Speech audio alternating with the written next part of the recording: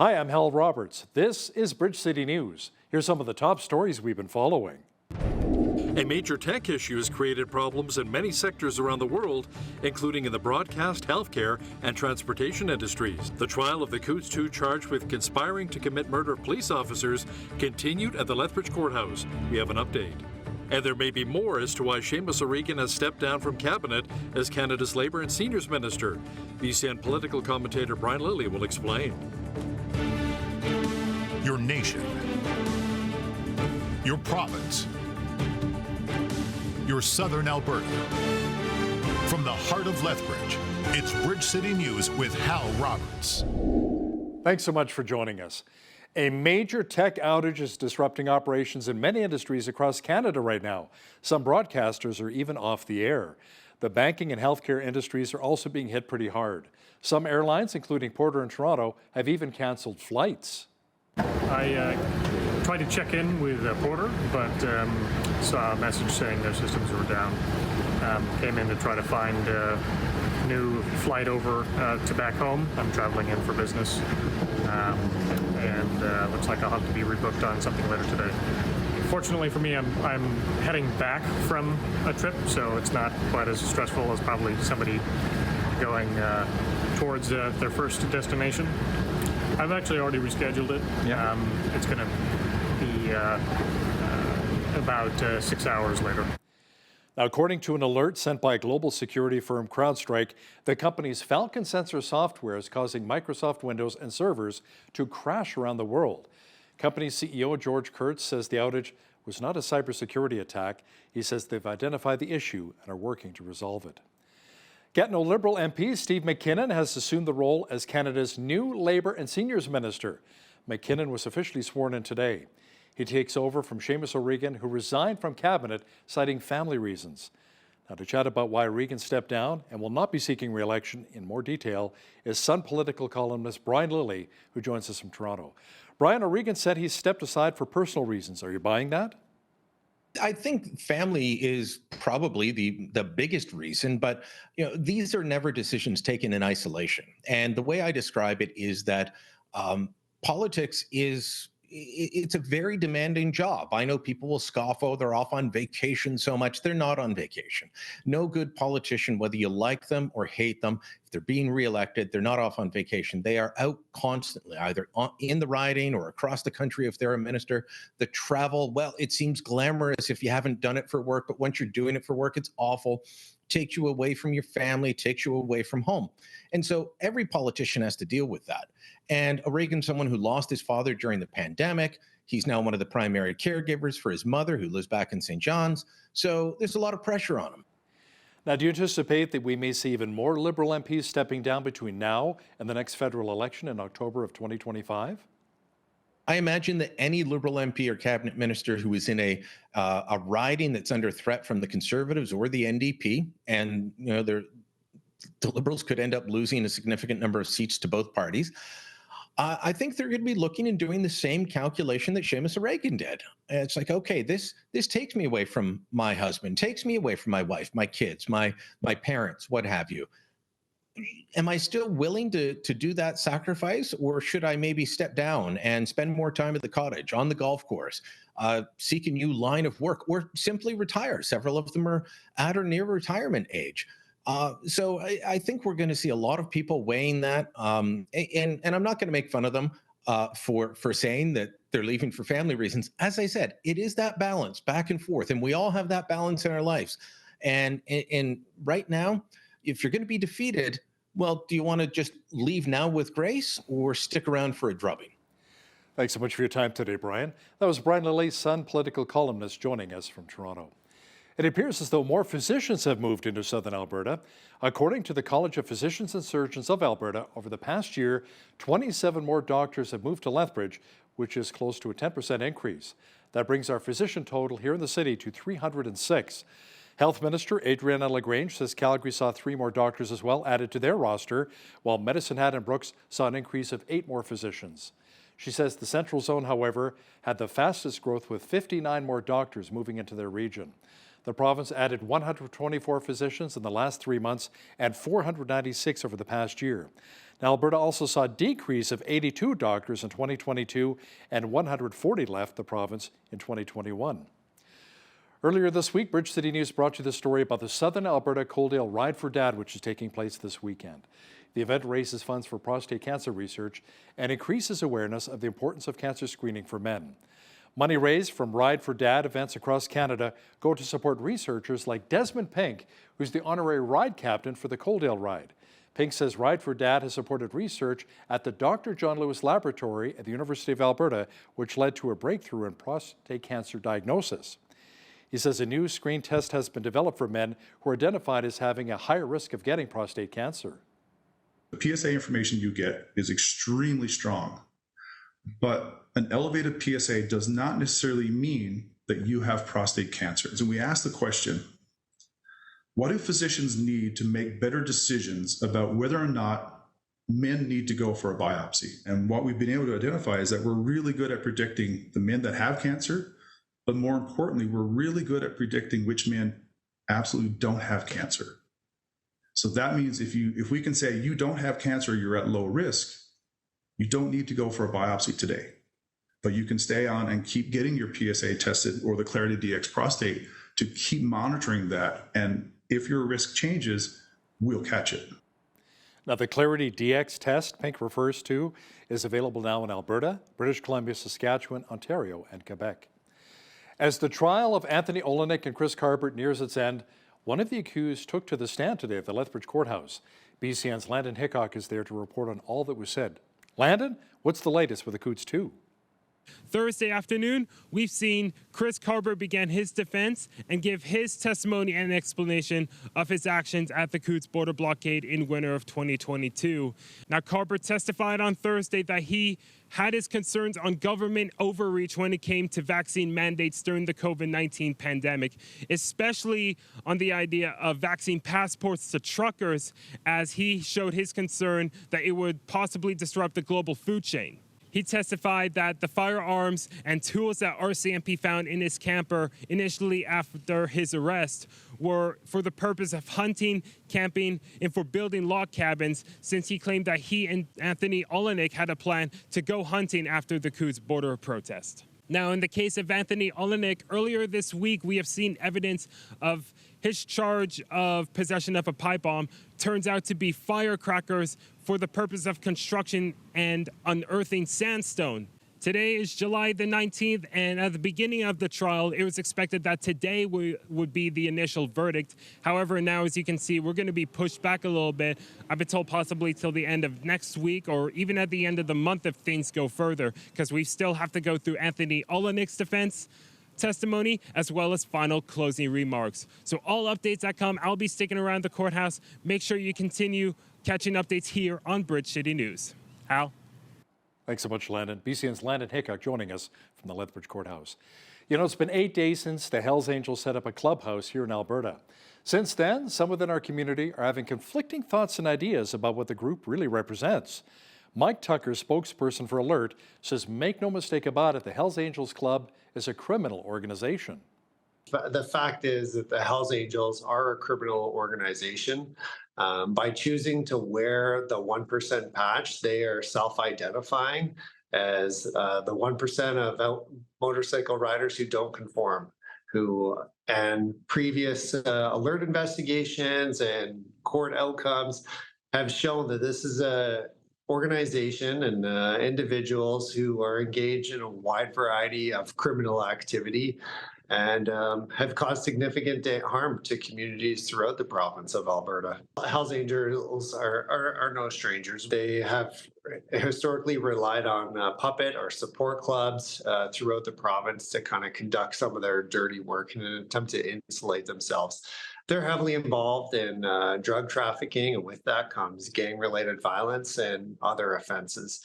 So really, I mean, you don't have to look much further than the opioid crises that our communities have experienced. And I know Lethbridge is very familiar with fentanyl and those types of drugs. The Hells Angels began in California back in 1948 and has since grown to 467 clubhouses in 59 countries around the world. International intelligence agencies refer to the Hells Angels as the largest outlaw motorcycle club in the world. Jeanette Roger is now with an early peek at the forecast and how the weekend is shaping up weather-wise. Jeanette, is it safe to say that sunglasses, sunscreen, and a hat may be in order?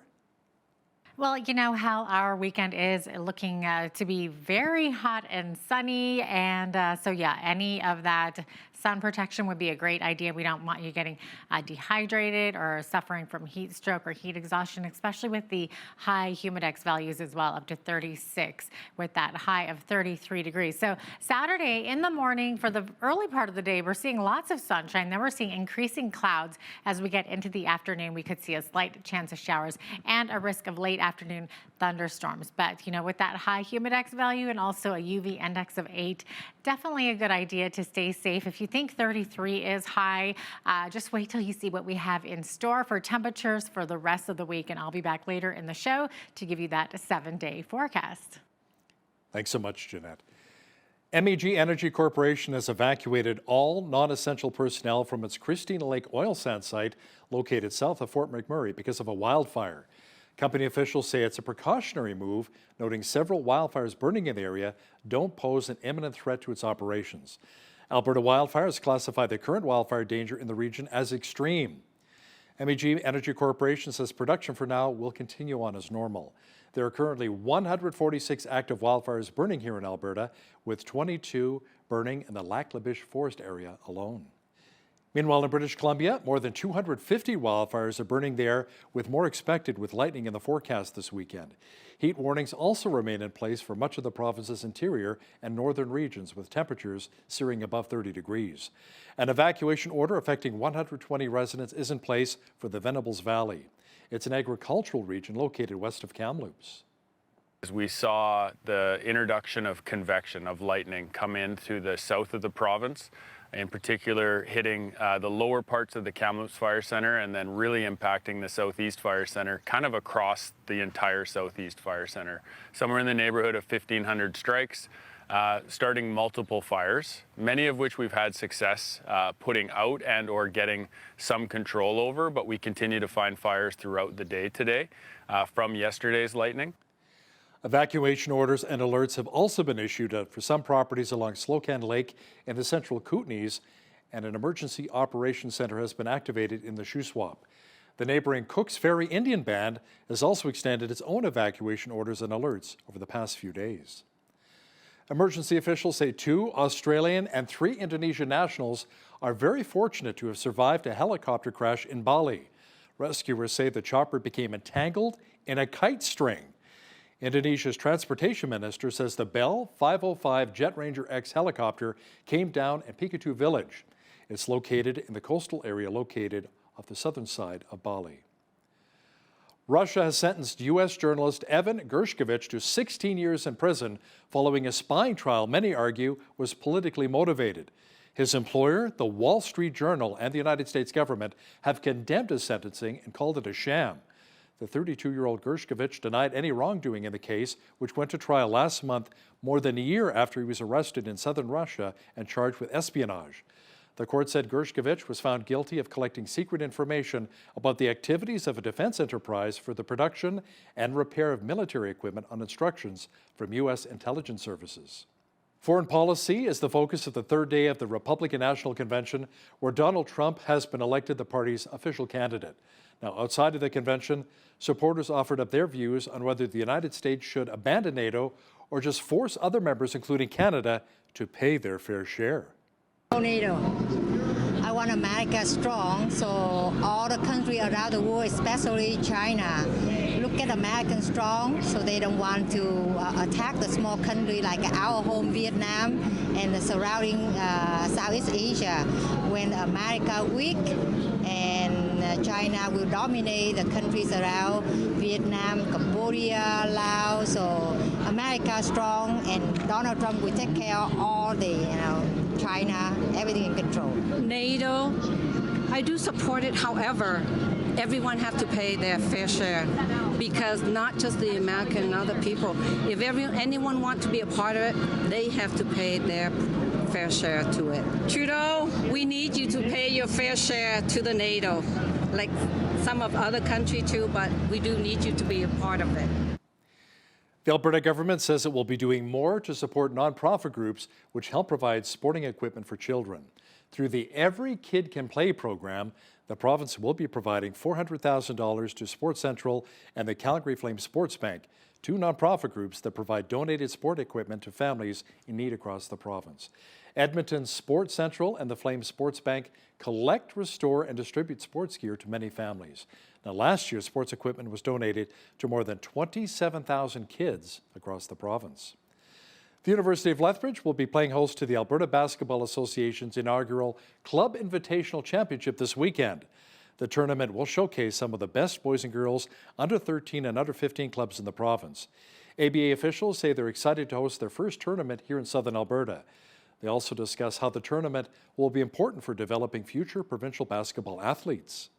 Being able to establish this tournament and what it will become over the next few years is absolutely crucial to what we want to do as an organization, and will feed beautifully into what's happening on the national scene.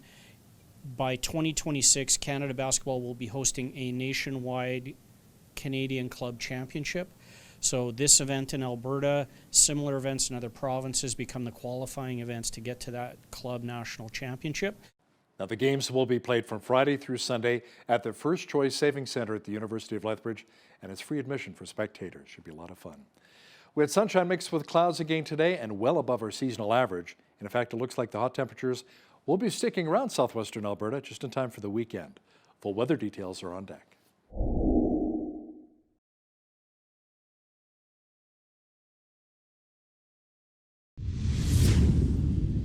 So the average high for this time of year in Lethbridge is around 26 degrees. We're well above that yet again. Jeanette Rocher is now with all of the weather details. Jeanette, a sunny, hot weekend is shaping up, maybe a slight chance of showers, and the mercury will be climbing even further as we head into next week. Yeah, lots of warm weather in store for us over the next week. Look at all these temperatures staying fairly consistent. We're going to be seeing a little bit of a rise there on a Tuesday. 37 there is the high. Could be a record-breaking day because the record breaker for that day was actually 37.8. So we could get very close to that. And then same thing with that, 35 degrees expected next Wednesday because the record was actually only 34 degrees, I believe. And so we could see a record breaker. We'll be looking for that day. Other than that, we're seeing lots of 32s and lots of 33s throughout the week. Fairly consistent warm weather and mainly sunny skies. We could see a slight chance of showers tomorrow on Saturday with that risk of a thunderstorm. So average high for this time of year, 26, average low 11, 39 was our high temperature on this day. That happened back in 1960, and the low record was 5, happening back in 1996.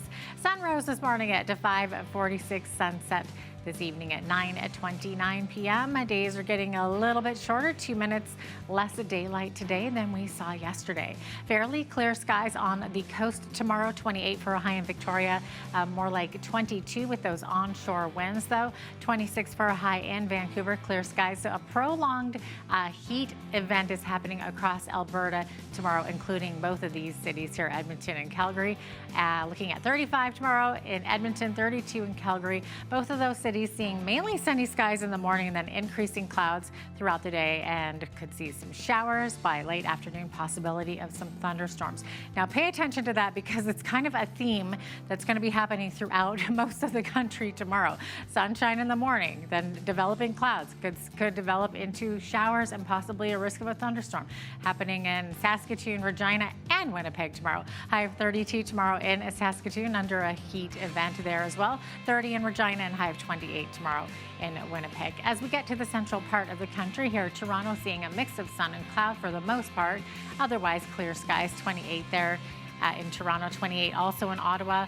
And we're also seeing that increasing clouds throughout the day, possibility of some showers and thunderstorms later on in the day. Same thing for Montreal, 27. Could see some increased clouds as well with some showers. As we get to the east coast, though, Fredericton, clear skies, 29, 28 in Halifax.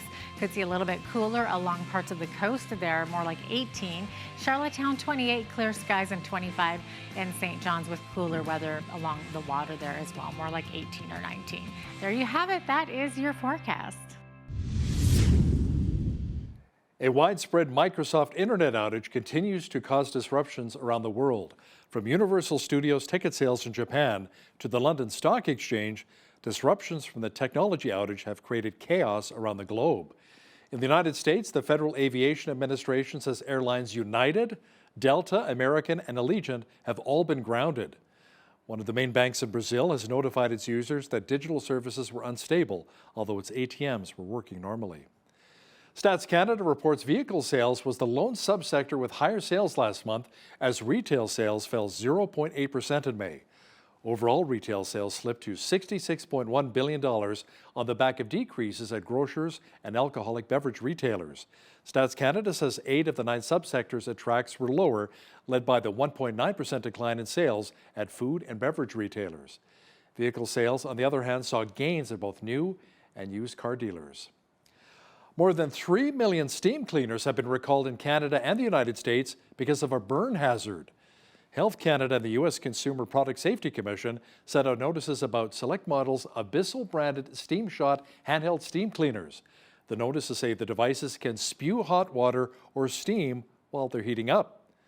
They also say there have been 12 related injuries reported here in Canada and 157 in the United States. Now, here's a look at today's markets. The TSX was down 36 points on the day to finish at 22,690. The Dow was down 377 points to 40,287. The S&P 500 was down 39 on the day to 5505, and the Nasdaq was down 144 points to 17,726. West Texas Intermediate Oil was down $2.56 to $80.26 US per barrel. Natural gas was down 2 cents to $2.10 US. Gold was down $52.57 on the day to $24.5807 US an ounce, and silver was down 97 cents to $29.12 US an ounce. Feed wheat is at $7.76 per bushel, barley's at $5.77, canola's at $14.90, and corn is at $7.11 per bushel. Live cattle August contract was up 85 cents to $183.10. Feeder cattle August contract was down 63 cents to $255.60, and lean hogs August contract was up 20 cents to $91.58. The Canadian dollar was down slightly over the past 24 hours to 72.80 US.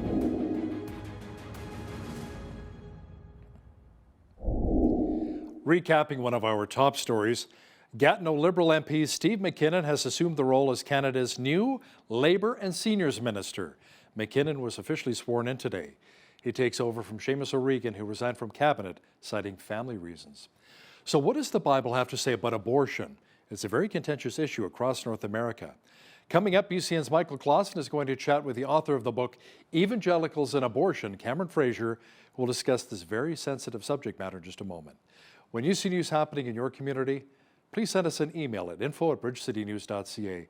Also, be sure to visit our website anytime to check out a number of stories and interviews.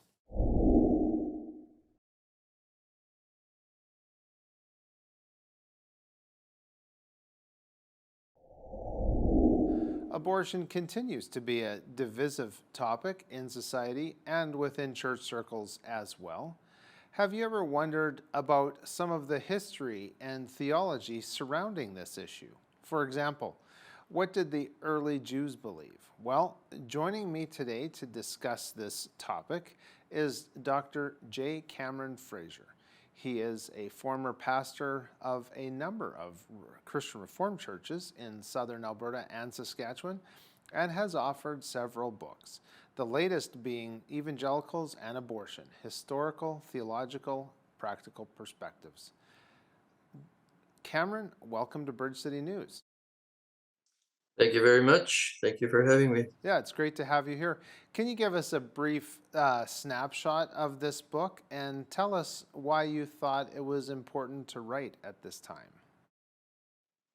Well, I can try. A brief snapshot. Perhaps I could begin by pointing out that I'm a doctor of ministry, not of medicine, in case anyone thinks that. You've introduced me as a former pastor or a retired pastor who comes at the abortion issue from an admittedly religious point of view. I'm also obviously not just a man, but an old man or an older man talking about what's widely regarded as a women's issue. I can't go into all the reasons here why I thought I had a right to speak to this issue, but I do deal with it in chapter 1, which is called Abortion, Women's Rights, and Evangelical Religion. And the foreword is written by Christy Johnson, who grew up in one of my congregations and is now a psychologist who's worked with women experiencing all kinds of pregnancy-related grief, including before and after abortion.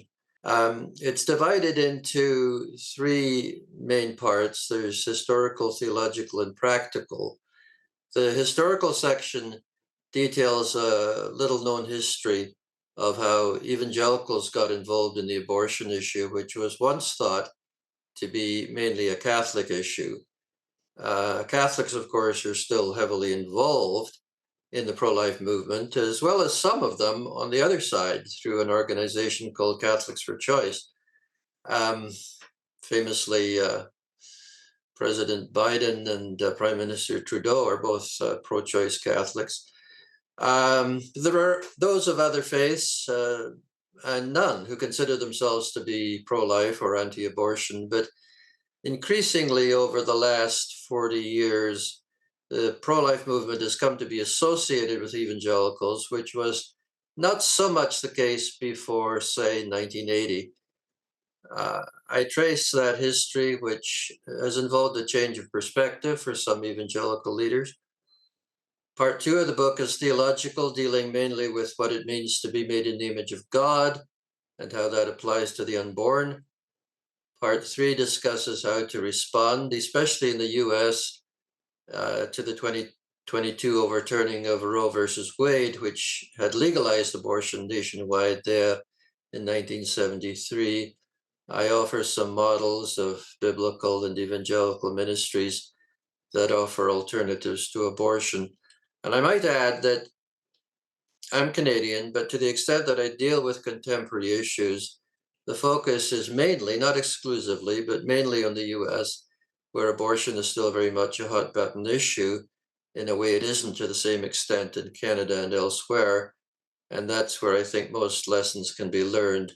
But there's plenty in the historical and theological sections for those not particularly interested in US politics. So I don't know if that was a brief snapshot, but... Oh, no, that's good. It causes me to be curious as to why do you think it is in America that this is such a maybe a divisive issue, or does it serve as a political distraction? Well, part of the issue in the United States is that has to do with what it means to be an evangelical. I devote a chapter to this. The current understanding, particularly in the US, is that to be an evangelical is to be a politically right-wing conservative MAGA Republican who supports Donald Trump. And 80% of self-identified evangelicals voted for Trump in the last 2 federal elections. And I'm not saying there's anything necessarily wrong with that, but it's not the historic understanding of what it means to be an evangelical. I think the US does have more of a history of religious freedom, and it was founded by religious people, by evangelical people. Catholics came later. And it is more of a religious country than others, although it's rapidly losing that. But I can't really go into it here, sure. But there's been, since about the 1980s and the rise of what was called the moral majority, a lot of evangelicals and fundamentalists who eschewed any involvement in politics suddenly saw that there was a need to become involved, and abortion became a major issue to them, especially during the Reagan presidency. So there's developed this idea that an evangelical is, like I said, a right-wing conservative politically. There are people who aren't even Christians who call themselves evangelical now.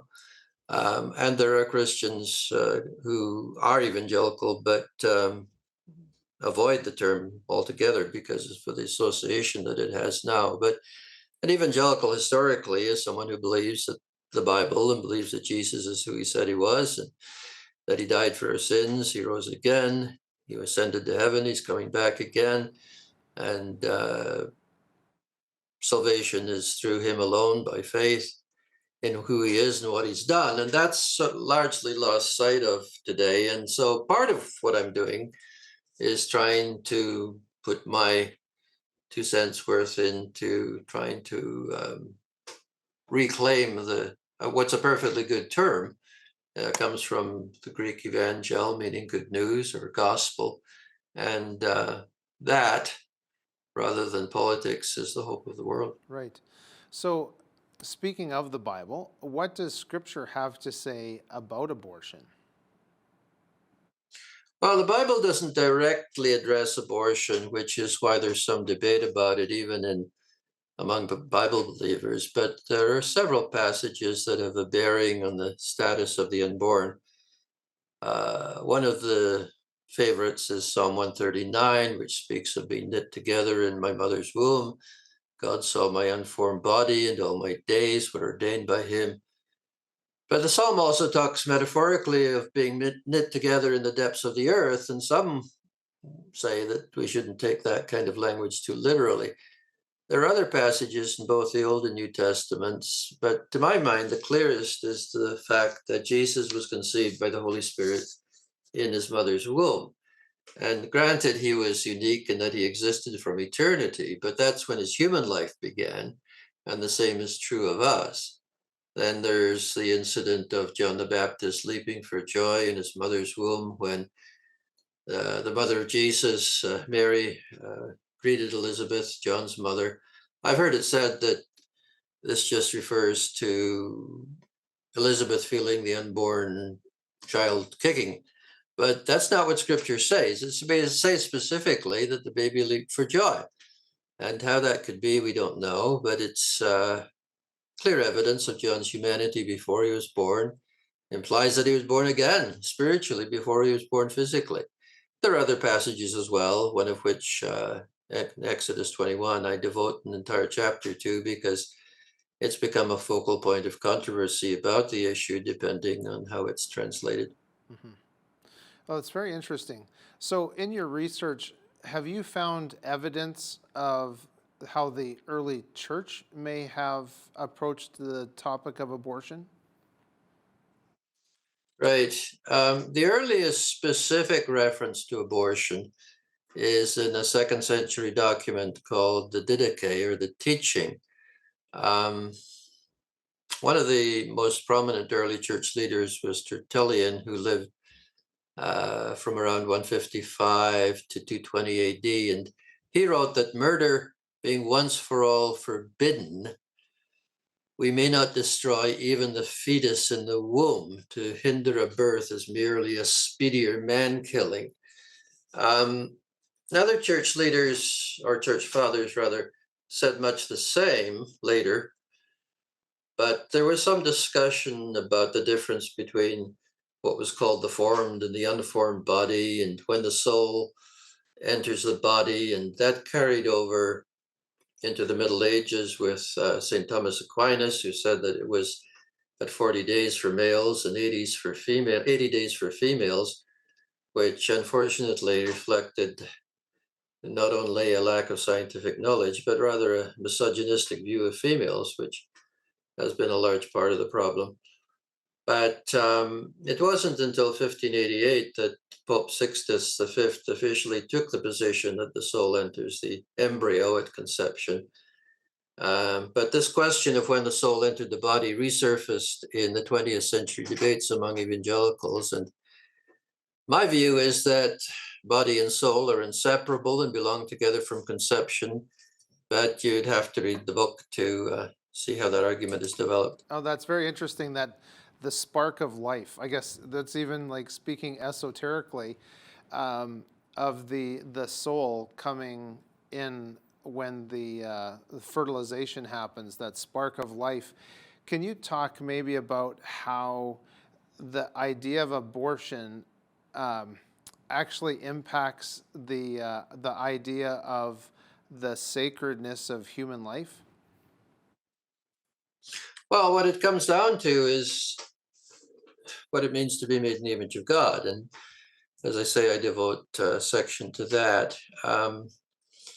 Historically speaking, pro-lifers have tended to, and still do, argue that, you know, the unborn is human, goes through various stages of development.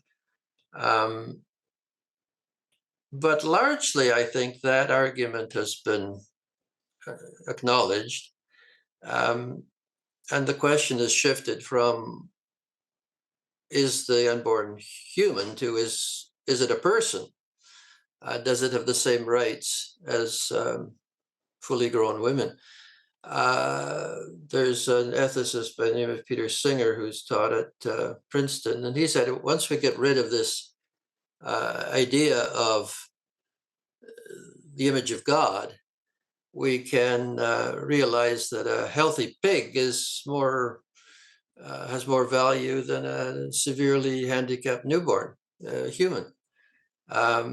So it really becomes, in my view, a religious issue. I don't think physical, biological evidence in itself is going to win the day. And, you know, we often hear in pro-life circles that we're made in the image of God, that the unborn are in the image of God, but that's seldom defined as it applies to the unborn. And there's a whole history of different views.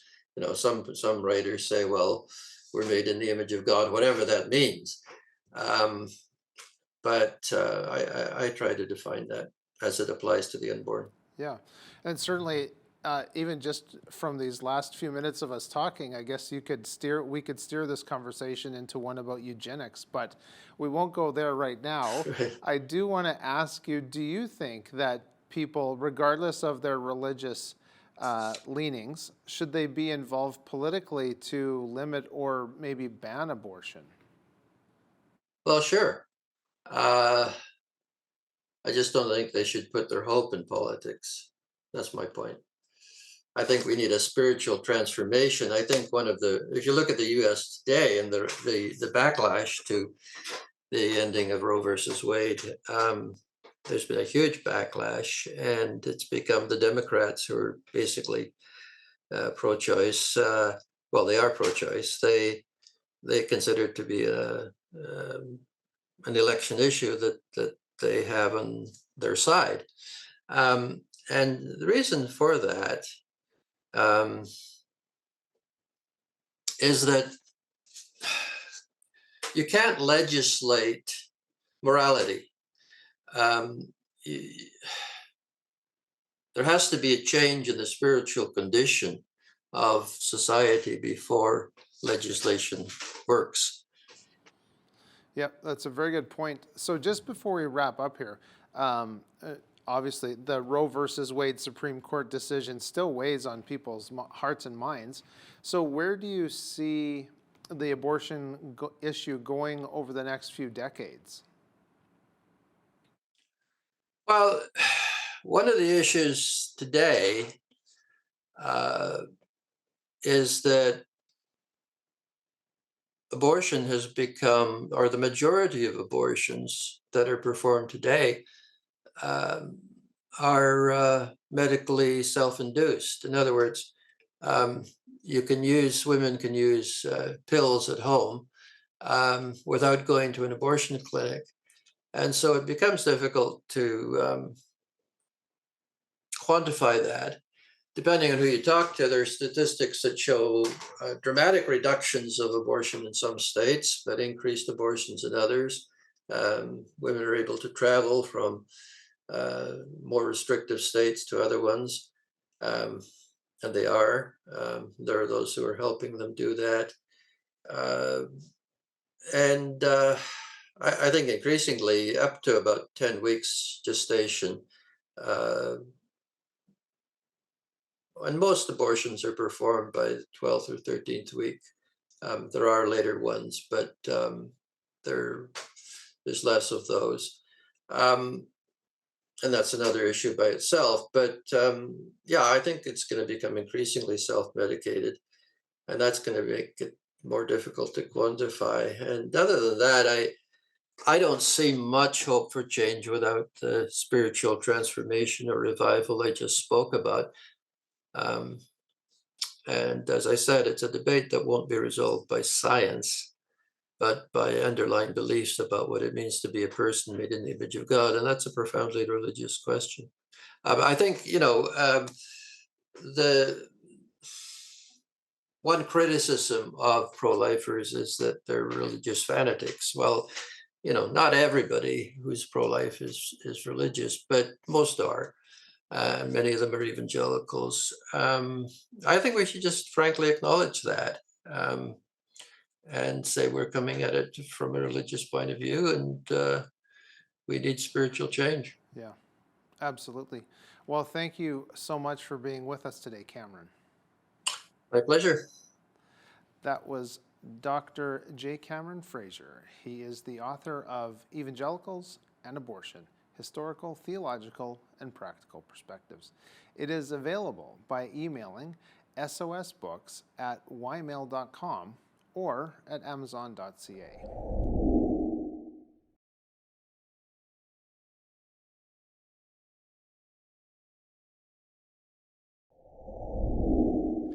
These are very interesting and challenging times that we are living in. We came out of a global pandemic, and now we're in a housing and affordability crisis with ongoing inflation and an uncertain economy. So how do we navigate these kinds of rough waters? Today's guest has some ideas on this. Joining us from Calgary is Stephen Johnson. He has decades of experience as a private equity manager and is the director of Omnigence Asset Management. Stephen, welcome to Bridge City News. No, thank you for having me. So you recently wrote a white paper entitled, "Is Canadian Growth Dead? Preparing for Stagflation and the Socioeconomic Barbell." You believe that our economy is headed for a period of dismal growth and grinding stagflation. So let's take a step back first. And for any of our viewers who don't know what stagflation means, can you first of all explain what this means? Sure. I mean, it's important to understand the definition. So I'd just like to make the observation, though, that Canada has been experiencing stagflation for almost a decade. And really what stagflation is at a very high level is where you have inflation that's higher than your growth rate. So in inflation-adjusted terms, your economy is actually shrinking. And that's really stagflation. And of course, if you look back in the last decade, that's of course what's been happening in Canada. And then we've set up a bunch of conditions that unfortunately are going to make it very difficult for that not to happen for the next 10, 15, 20 years. Now, the federal government went deeper into debt with a lot of stimulus spending during the pandemic and has continued to do so with subsidies for green energy investments. So should we be expecting some big economic benefits from this down the road? Or is it more likely that this will increase the likelihood of this stagflation, which you just explained? Unfunded government spending is inflationary. And unfortunately, in Canada, the federal government is running very large fiscal deficits. It's spending more than it takes in revenue. And that behavior is inflationary. And so, regardless of all these investments, and they're more like subsidies into, green technology or all the spending that occurred during COVID is all inflationary. And to continue with fiscal deficits will just continue the inflationary pressure in the Canadian economy. It's those fiscal deficits that need to be addressed in order to reduce inflation. And your paper points out that Canada's had a very weak real GDP per capita growth as compared with other OECD nations. Are there any indications that this will turn around in the foreseeable future? No, I mean, I hate to be the bearer of bad news, but a problem that takes decades to accumulate and that is caused by many different variables isn't solved overnight. It takes commensurately decades to fix. And unfortunately, that's where Canada is. And the list of all the things that have that we have done badly in Canada in respect to the economy are quite long. You think about its fiscal deficits, it's the continuous outflow of capital, it's current account deficits, it's a low investment in productive capital, it's massive overinvestment in housing. 40% of all the capital formation in Canada is on residential housing. It's the highest in the developed world. So Wow. we massively overinvest in housing, which is not a productive asset, at historically elevated prices with historically large amounts of debt. That isn't a good thing. And then, there are other, unfortunately, the list goes on and on and on. And all those things together are why we've had this increasing stagflation over the last decade, and why, for the foreseeable future, that's the set of economic conditions we should expect. It's interesting that you mentioned housing because most people think that, well, housing is a good investment because we all need housing. You're saying it's a bad investment. No, I'm sorry. I'm saying we all do need housing, but we have to remember that at the margin, investing in housing is consumption, because you can have a big house or a small house. You can have a house that's elaborate or that's simple, et cetera, et cetera, et cetera. And so investment in residential real estate tends to be less productive than investment in plant and equipment and infrastructure, which tends to generate cash flow and future economic growth. It's not to say that we don't need those houses, because we do. But unfortunately, in Canada, that investment is a consumption investment. It's not an investment in productive capital. And while it's been a good investment because it's been going up, that's part of the problem, is that this overinvestment in housing and the demand for housing is distorting the Canadian economy. So it's massively over-reliant on residential real estate to drive growth. That's not a sustainable trend. Thank you for explaining that then. Any thoughts on the federal government's net zero mandates, and what impact could this have on our economy over the next decade or two? Well, I mean, this is an area where you don't have to take my word for it. Bank of America did a very large global research report on the expected impact of net zero 2050. And it's a multi-part issue. So first of all, it's going to strand trillions of dollars of capital, because there's trillions of dollars of investments in what is perceived as ways to generate energy that have to be shut down well in advance of their actual natural life. So that's going to strand capital. So that causes the economy to contract. And then you have, depending on how net zero is funded, and it looks like in the West, it's going to be funded with continued deficit spending by government, it's going to be inflationary. And of course, it's going to drive up the cost of energy. And that is a materially inflationary driver. I mean, the net zero mandates in the short term drive up the cost of energy. The data is incontrovertible. It's happened in Europe. It happens everywhere these mandates are followed, which is not to say that they shouldn't be implemented, but it's the combination of stranding capital, fiscal deficits to fund the transition, and then driving up the cost of energy. Those are the classic conditions for stagflation. And so Bank of America predicted that the 2050 net zero mandates will increase inflation above trend by 2% over that entire forecast period. And where is Canada at with its labor productivity relative to the US and other competitor nations? I mean, sadly, and I just want to start with, labor productivity is not another way of saying work ethic. It's the amount of capital that's invested into plant and equipment and technology in order to allow the workers to be productive. And Canada has been very bad at this. I mean, we have very significant capital outflows. The Canadian capital providers tend to invest outside the country. We've had this chronic underinvestment in productive capital, including the capital that goes to increasing labor productivity. We're one of the worst performers in the G7 in this regard. And without that investment, you don't have an increasing standard of living. Household debt in Canada is also in a precarious position. How does this impact our economic future?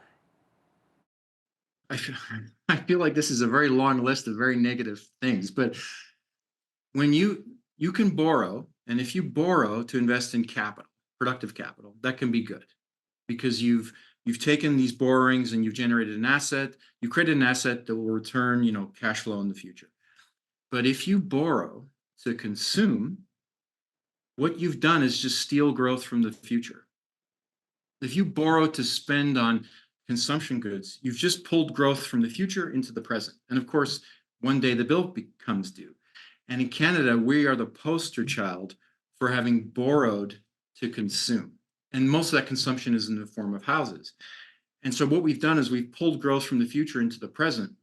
But of course, now the bill is due. And so the growth has now been consumed and it's no longer there. You have to repay the debt. And so Canada's like private debt position is appalling. It's the worst in the developed world. Sorry, second worst. I think Japan is worse. And that has consequences for growth. So let's take a little bit of a break from the gloom and doom. What do you see as potential investments that could be beneficial in the long term? If you're correct about the long-term stagflation, I know your paper speaks of farmland. Can you explain how this works?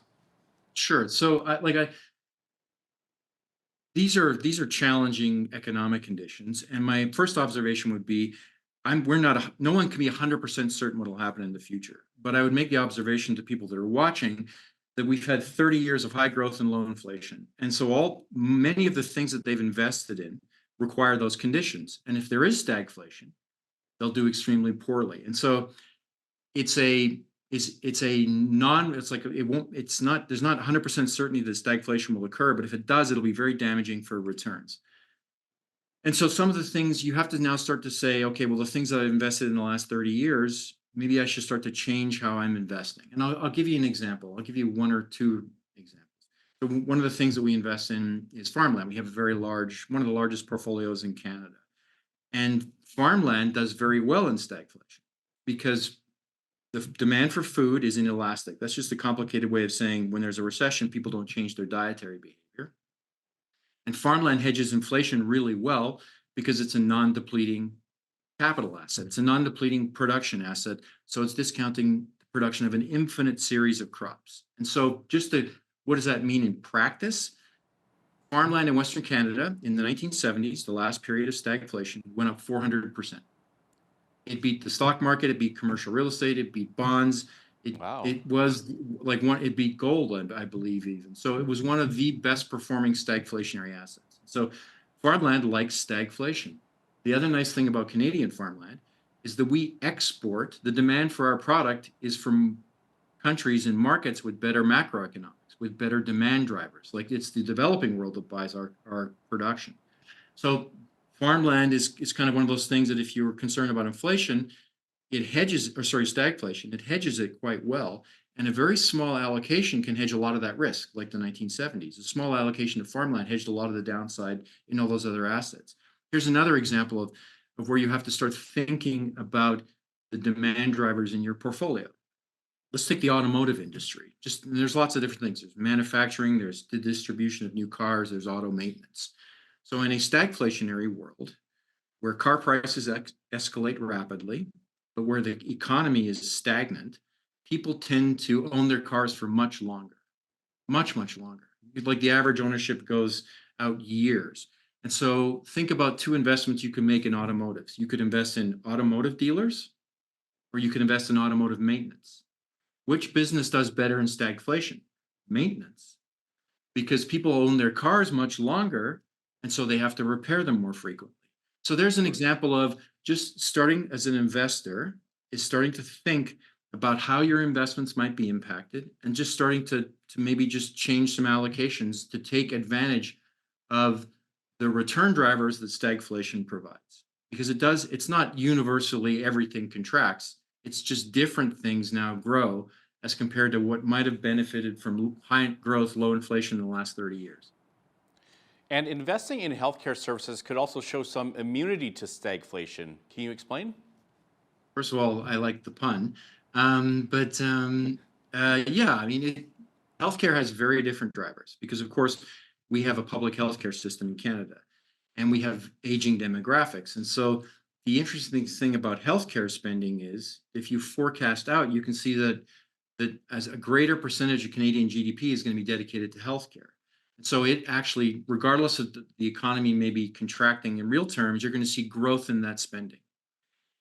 And so that may be a sector that benefits from stagflation. You've got nominal increases in prices. You've certainly got, it benefits from the demographic trends we're seeing in Canada, which is this deterioration in the dependency ratio, meaning you're having an increasing cohort of retired people.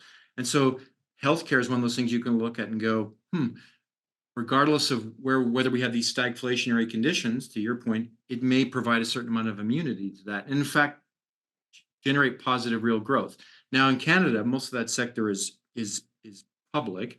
There isn't a lot of ways to make private investments, but there's the dental market, and there's the private diagnostic clinics, and there's things like that. So that's an area to look at because it may experience actual positive real growth in a stagflationary period because of Canada's demographics.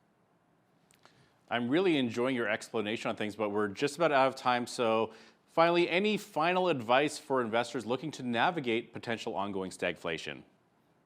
Yes, although we can't predict with certainty if this is going to be another stagflationary decade or even longer, there's an expression which is, you may ignore facts, but facts won't ignore you. You have to say that there's a material risk of this happening. And if it happens, what are the consequences for the investments that I've made to date? Because that which worked over the last 20 years, if there's stagflation, is likely not to continue working as far as generating returns. And you can't ignore that fact. Stephen Johnston is the Director of Omnigence Asset Management, and you can read the entire white paper on stagflation at omnigenceam.com. Stephen, thanks so much for your time today. Well, thank you for having me. I'm Naveen Day. On behalf of all of us here at Bridge City News, thanks for watching.